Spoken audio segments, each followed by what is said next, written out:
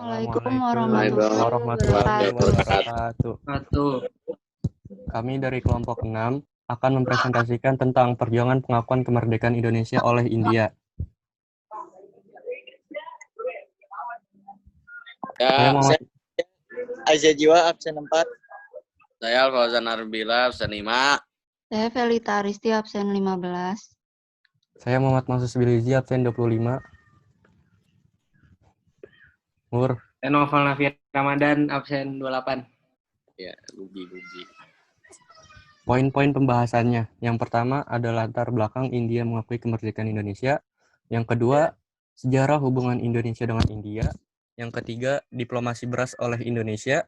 Yang keempat, usaha India dalam pengakuan kedaulatan Indonesia di muka internasional. Yang kelima, tokoh-tokoh perjuangan pengakuan kemerdekaan Indonesia, yakni dari pihak India maupun Indonesia. Dan keenam, dampak adanya usaha pengakuan kemerdekaan Indonesia dari India. Nama saya Aisyah Jiwa, absen 4. Saya akan menjelaskan tentang latar belakang India mengakui kemerdekaan Indonesia. 1. Kesamaan nasib sebagai bangsa yang pernah dijajah. Dengan Indonesia pernah dijajah oleh Belanda, sedangkan India dijajah oleh Inggris.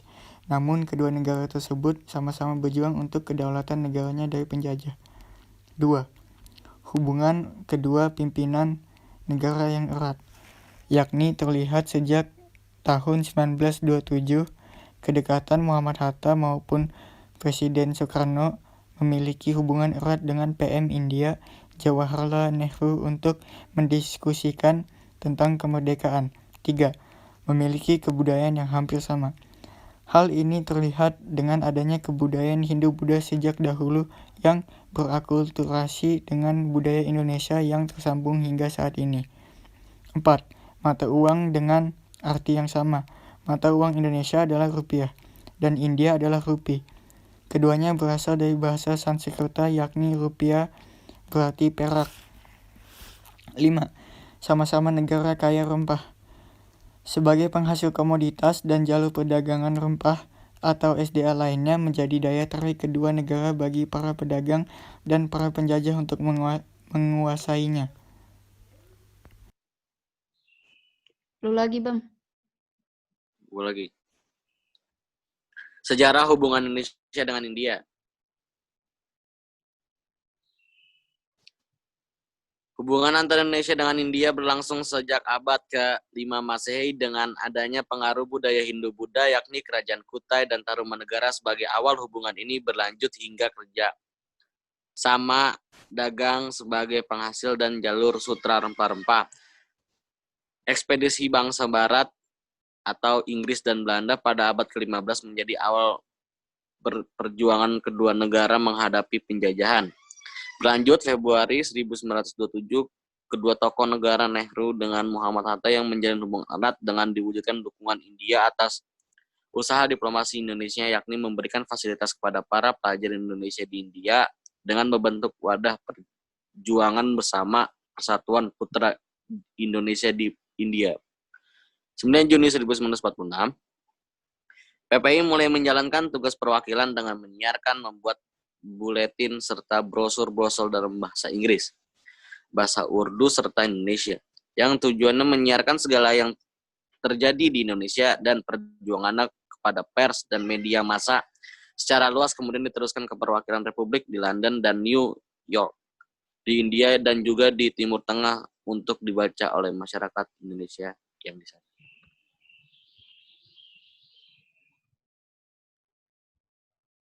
Bam.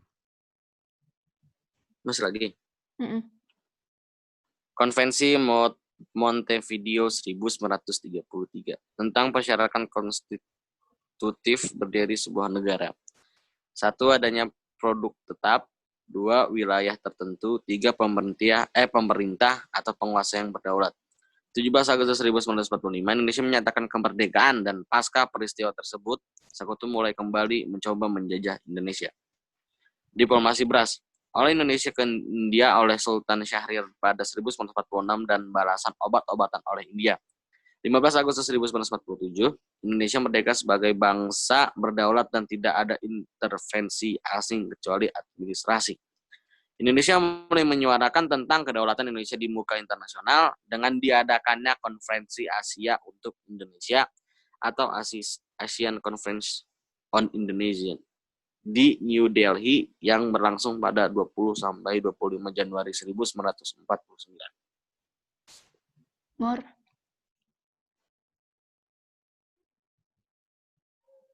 Diplomasi beras. Sabar. Jalan diplomasi yang dicetuskan oleh Sultan Syahrir dengan cara mengirimkan bantuan beras sebesar 500.000 ton ke India dengan imbalan berupa obat-obatan, pakaian maupun alat-alat pertanian. Masih gue ya? Iya. Sabar.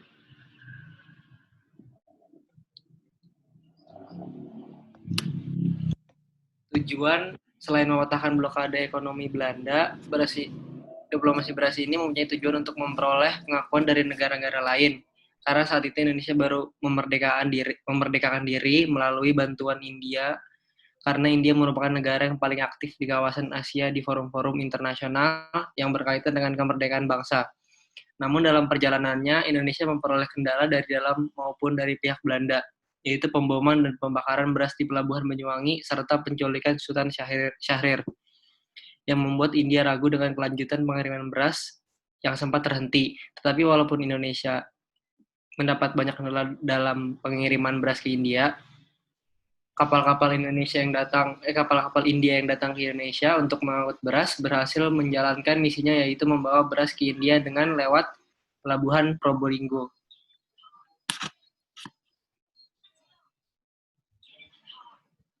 Usaha India dalam mendukung kemerdekaan Indonesia.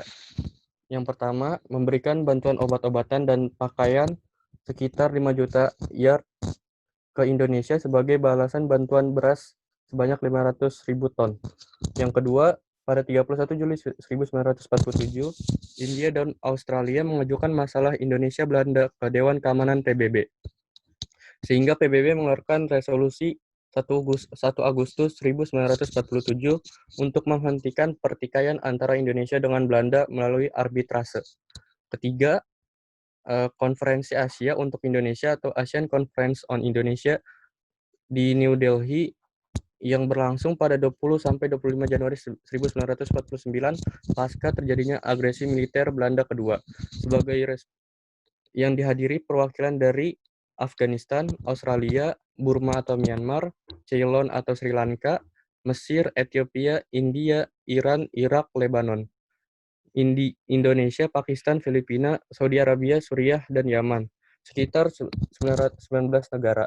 Delegasi Indonesia diwakili Dr. Sumitro Haji Rasjidi, Dr. Sudarsono, Idam, Mr. Utoyo, dan Menteri Keuangan Mr. A.A. Maramis, yang sekaligus pada 23 Januari 1949 menjadi Menteri Luar Negeri Pemerintah Darurat Republik Indonesia.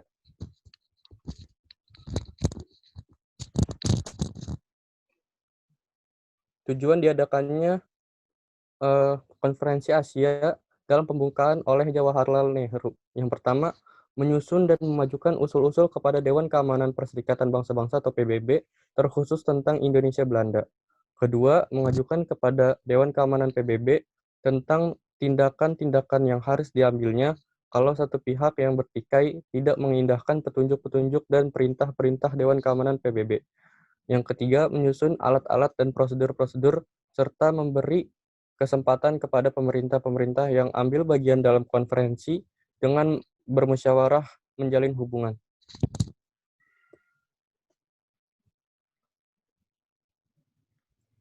Yang keempat, dan 8 tuntutan delegasi Indonesia dalam memorandum di konferensi Asianya. Yang pertama, tuntutan pertamanya, dengan segera harus dimerdekakan atau dibebaskan semua pembesar-pembesar tinggi Republik Indonesia yang ditawan Belanda. Yang kedua, menuntut penarikan tentara Belanda di Indonesia sebelum bulan Maret 1949. Yang ketiga, blokade yang dilakukan Belanda terhadap Republik Indonesia di laut, darat, dan udara harus dihentikan. Yang keempat, pemerintah Republik Indonesia harus dapat menjalin kedaulatan serta kewajibannya. Yang kelima, pada tanggal 1 Maret 1949 harus sudah didirikan sebuah pemerintahan interim seluruh Indonesia dengan sifat-sifat dan dasar-dasar kebangsaan yang sesungguhnya. Yang keenam, mengadakan pemilihan umum untuk membentuk Dewan Perancang Undang-Undang Dasar pada 1 Juni 1949 di bawah pengawasan Komisi Perserikatan Bangsa-Bangsa. Yang ketujuh, penyerahan kedaulatan kepada negara Indonesia Serikat harus dilakukan pada tanggal 1 September 1949. Yang kedelapan, pada tanggal 1 September 1949, seluruh tentara Belanda ditarik dari seluruh kepulauan Indonesia. Sehingga dihasilkanlah resolusi Konferensi Asia yang dikirim kepada Dewan Keamanan PBB pada 24 Januari 1949 yang menyatakan satu, pemulihan pemerintahan Republik Indonesia ke Yogyakarta. Yang kedua, pembentukan pemerintahan interim yang mempunyai kemerdekaan politik luar negeri. Yang ketiga, penarikan tentara Belanda dari seluruh Indonesia. Yang keempat, penyerahan kedaulatan kepada pemerintah Indonesia Serikat pada tanggal 1 Januari 1950. Tokoh-tokoh perjuangan pengakuan kemerdekaan Indonesia dari sisi India maupun Indonesia ada Sultan Syahrir.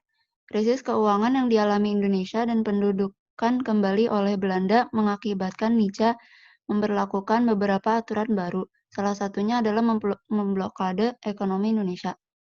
Untuk mematahkan blokade Belanda, Sultan Syahrir sebagai Perdana Menteri Indonesia memanfaatkan bencana kelaparan India untuk jalan diplomasi, yaitu diplomasi beras.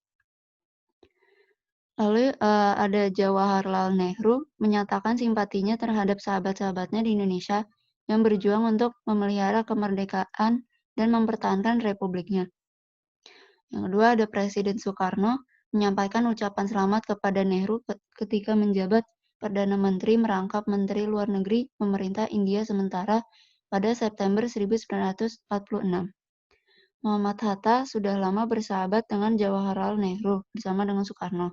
Lalu ada Dr. Sudarsono, Mr. Utoyo, Ramelan, Sumitro Joyo Hadikusumo, dan Haji Rosyidi yang mewakili Indonesia dalam konferensi Asia di New Delhi.